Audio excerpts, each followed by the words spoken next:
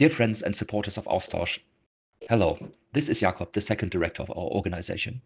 Together with international colleagues, I traveled to Croatia to get new insights into its contested memory culture and into approaches to modern history work in a polarized social surrounding, and to reflect on what this means for our own work. Croatia's history is full of cultural transfers and periods of peaceful coexistence, but also of competition and conflict between diverse population groups. The 20th century then added deep scars of war and dictatorship.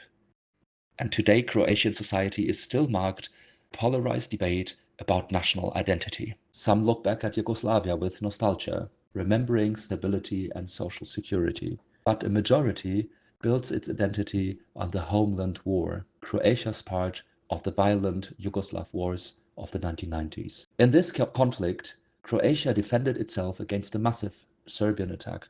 But in 1995, during and after military operations of the Croatian army, more than 200,000 Serbs were expelled from Croatian territory.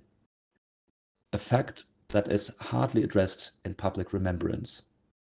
Official memory still focuses almost entirely on that war. We visited Jasenovac, the concentration camp where Jews and Roma were exterminated during World War II. The site is dominated by a fragile flower-shaped monument, an icon of Yugoslav modernism, both beautiful and haunting. Behind this symbol stands a shocking history.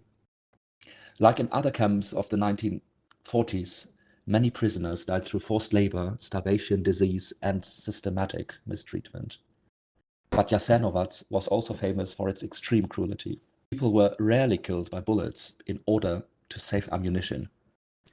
Instead, they were murdered with knives, hammers, and wooden sticks.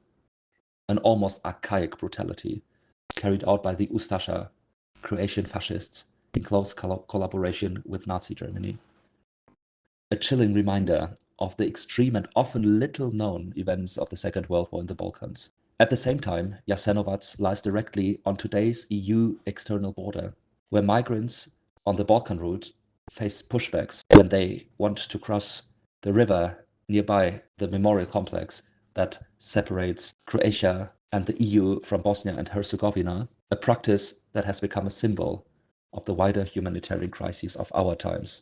In the city of Karlovac, at the Homeland War Museum, we again encountered how the war, already mentioned, as the central reference point of modern Croatian identity, is presented in a one-sided perspective. The Modern in Design exhibition highlights Croatian suffering while silencing Croatian war crimes. It promotes a heroic national story, which at times slips into chauvinism, a form of nation building that rests not on inclusion, on exclusion, which I assume is rather outdated.